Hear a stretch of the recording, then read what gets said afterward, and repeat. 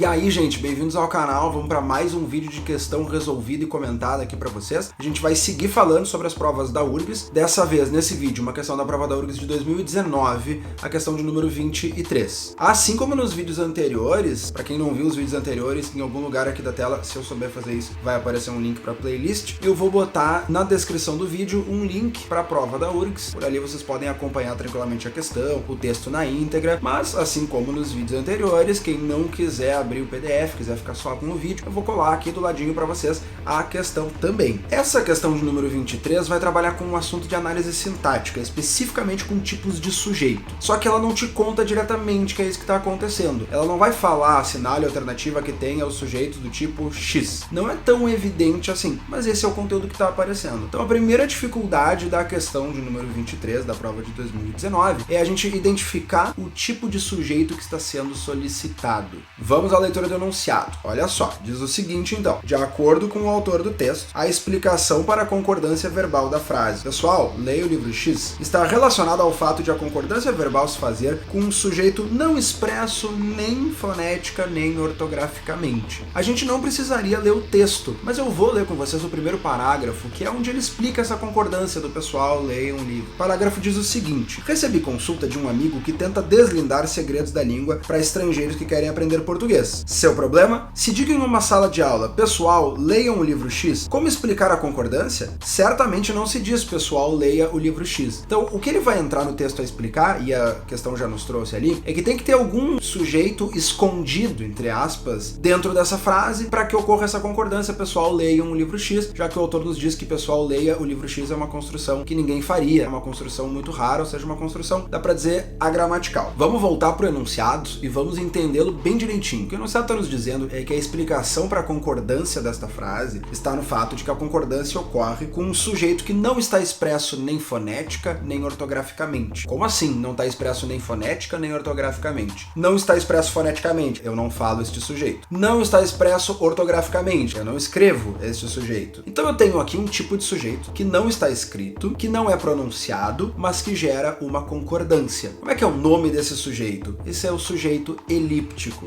Vocês devem conhecer talvez com alguns nomes diferentes. Além de sujeito elíptico, ele pode chamar sujeito desinencial e ele pode também chamar sujeito oculto, que é um nome um pouco mais antigo, que se utilizava bastante. Vocês provavelmente estudaram em algum momento, no ensino fundamental, esse nomezinho sujeito oculto, que eu particularmente acho um nome ruim. Por que eu acho um nome ruim, sujeito oculto? Porque ele gera uma confusão. Ah, é oculto, parece uma coisa difícil de encontrar, né? Tá oculto, tá escondido. Mas esse sujeito não tá muito escondido assim, na verdade. E aí pior, quando a gente pensa em sujeito oculto e vem na cabeça essa ideia de que ele tá escondido, de que é difícil de visualizar, a gente acaba confundindo com o sujeito indeterminado, porque a semântica das palavras acaba sendo muito parecida. Então eu acho que sujeito elíptico é um nome melhor, sujeito desinencial é um nome muito bom, sujeito oculto é um nome que parece fácil, mas que tem algumas armadilhas. Eu, na verdade, se um dia eu fosse escrever uma gramática, eu ia usar um outro nome que eu acho bem óbvio, assim, bem fácil de entender o que é esse sujeito. Pra mim, o nome dele devia ser sujeito subentendido, ou sujeito implícito. Como assim subentendido ou implícito? É aquele sujeito que não tá escrito, mas que tu subentende quem é, que tu deduz quem é. É um sujeito que tu pode deduzir. Imagina que eu falo assim, ó, cheguei tarde à festa. Tá escrito quem é o sujeito? Tá escrito o termo com quem o verbo chegar concorda? Não, ele não está escrito. Mas eu sei facilmente dizer que é eu cheguei tarde. Então, ele não tá oculto no sentido de estar escondido, ele tá subentendido no verbo, ele está implícito no verbo. Esse é o tal do sujeito elíptico ou desinencial. Vamos explicar essas duas outras palavras, né, para não ficar colocando uns termos tão difíceis assim e a gente não tendo explicação. Elíptico vem da palavra elipse. O que é uma elipse? É um apagamento do texto. Toda vez que eu apago uma palavra do texto, mas que o contexto me permite deduzir quem ela é, eu tenho uma elipse. Se eu disser assim, a minha irmã joga vôlei, eu futebol, existe uma palavra que está em elipse nessa frase. Eu futebol, eu jogo futebol. Escondido entre o eu e o substantivo futebol, eu tenho o verbo jogo. Isso é uma elipse. Eu não escrevi, mas o contexto me permitiu entender onde ele está. É a mesma coisa que acontece quando eu digo cheguei tarde à festa. Eu não escrevi a palavra eu, mas eu facilmente deduzi. Isso é uma elipse.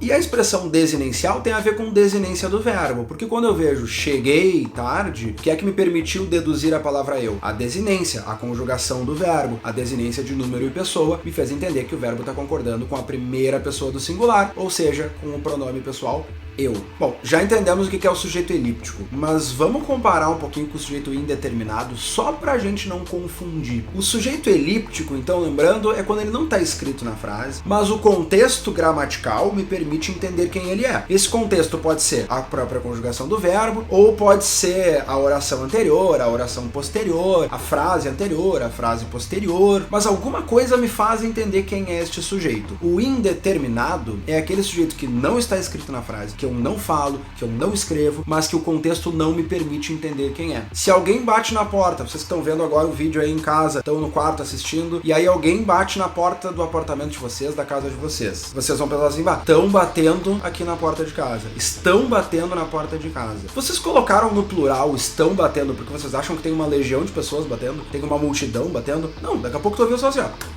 Tu sabe que é uma pessoa, mas tu não sabe quem é. E tu diz, estão batendo na porta de casa. Quando alguém faz uma ligação, tu atendeu uma ligação pro teu pai, pra tua mãe, pro teu irmão, e aí tu disse que ele não tava em casa, e tu esqueceu de pegar o nome da pessoa. Aí tu vai contar pro teu pai, pra tua mãe, pro teu irmão, que tu recebeu, que tu atendeu essa ligação. Tu vai dizer, olha, te ligaram mais cedo. Tu sabe que foi só uma pessoa, vocês sabem que foi uma única pessoa, mas vocês vão dizer, te ligaram mais cedo porque tu não sabe quem é. Então toda vez que eu não sei quem é que praticou a ação, eu não coloco nenhum elemento no sujeito e deixo esse verbo nesse plural meio abstrato, né? Nesse plural indeterminado. Não é isso que a questão está querendo. A questão está querendo uma situação em que o sujeito não está escrito na frase e que eu consigo, pela situação, pelo contexto, deduzir. É isso que ele está me dizendo que acontece naquela frase, pessoal, leiam o livro X. Pessoal, leiam vocês. Agora, outra coisa que vocês podem estar pensando é, tá, Fialho, mas e aquele pessoal, aquilo ali não é o sujeito? Vocês notaram que tem uma vírgula depois de pessoal? Porque aquele termo ali não é o sujeito da frase. Ele é uma função sintática chamada vocativo. O que será que é o vocativo? O vocativo é uma maneira de chamar o meu interlocutor para o texto. O vocativo é um termo isolado da oração, por isso sempre entre vírgulas, que serve para chamar para o texto o meu interlocutor. Se eu disser assim, ó, turma, assistam a aula. Turma é um vocativo. Por quê? Porque é uma maneira de me direcionar ao meu ouvinte, ao meu interlocutor. Então na frase lá do enunciado, pessoal, vírgula, leia o livro X, aquele pessoal funciona como vocativo, porque foi uma maneira de chamar as pessoas para o texto. Continuando a leitura do nosso enunciado, ele vai dizer o seguinte, ó, assinale a alternativa em que se encontra outro exemplo desse mesmo fenômeno gramatical de que trata o autor do texto. Ou seja, vamos traduzir esse enunciado. Ele quer que nós encontremos uma alternativa que traz uma frase nova, são frases que não estão no texto, então esqueçamos o texto por enquanto, não precisa dele. Ele quer que nós assinalemos uma alternativa em que aparece uma frase que também tenha sujeito elíptico. Então, traduzindo todo esse enunciado, o que ele está perguntando é, assinale a alternativa que apresente um sujeito elíptico. Quais são os meus dois inimigos? O sujeito indeterminado, que é quando ele não está escrito, mas não tem como dizer quem ele é, e o sujeito simples. O que é o sujeito simples? É aquele que está expresso na frase. Então, a primeira coisa que eu vou fazer, se eu conseguir identificar um sujeito numa alternativa, se eu souber sublinhar, eu gosto até de falar assim, sublinhar, se tu conseguir passar um marca-texto em cima desse sujeito, é porque ele está expresso na frase, obviamente, então ele não pode ser elíptico. Identifiquei um sujeito, consegui sublinhar, consegui passar um marca-texto nesse sujeito, ele não é um sujeito elíptico. Se ele não estiver escrito na frase e eu não conseguir deduzir no contexto quem seria o sujeito daquele verbo, ele seria o indeterminado. Então, para cumprir os pré-requisitos da questão, ele não pode estar expresso na frase e eu tenho que conseguir deduzir quem ele é. Vamos lá para a alternativa A. Meninos, vocês se comportem. Olha aquele meninos isolado por vírgulas, vocativo. Eu tô chamando os meninos, que são o meu interlocutor. E aí eu tenho o verbo comportar-se. Lembram como nós identificamos o sujeito? Quem é que mais o verbo? O que é que mais o verbo? Se eu olhar para essa frase e perguntar, quem é que se comporte? Vocês. Aquele vocês está cumprindo o papel de sujeito. Logo, sujeito da alternativa A está expresso na frase, eu consegui sublinhar, eu consegui passar um marca-texto por ele, esse sujeito é simples, porque tem um único núcleo, não é o sujeito elíptico. Alternativa B. Chegaram e saíram em seguida esses meninos. Não tem vocativo nenhum, mas tudo bem, o vocativo não interessa aqui. Tem o verbo chegar e sair. Vamos para a mesma pergunta. Quem é que chegou e saiu? Esses meninos. E se eu quiser, eu posso inclusive botar na ordem normal essa frase. Qual seria a ordem normal? Sujeito e verbo. Esses meninos chegaram e saíram em seguida. Então, sujeito expresso na frase, núcleo do sujeito, meninos. Esse sujeito é simples, não pode ser a nossa resposta. Alternativa C. Gente, chegaram as pizzas. Vocativo tá aparecendo. Gente, é com quem eu tô falando. Tipo, galera, turma, pessoal, gente, esse Esse é o vocativo. Chegaram as pizzas. Eu vou olhar aqui. Tem algum termo dessa frase que represente pessoa, ser humaninho? Tem. A palavra gente, mas eu já sei que ele é vocativo, porque está isolado por vírgulas. Então eu não vou perguntar quem é que chegou, vou perguntar o que é que chegou. E a resposta é: as pizzas chegaram. Olha como seria a frase com a ordem normal. Gente, vírgula, as pizzas chegaram. Sujeito, as pizzas. Está expresso na frase, não é a nossa resposta. Alternativa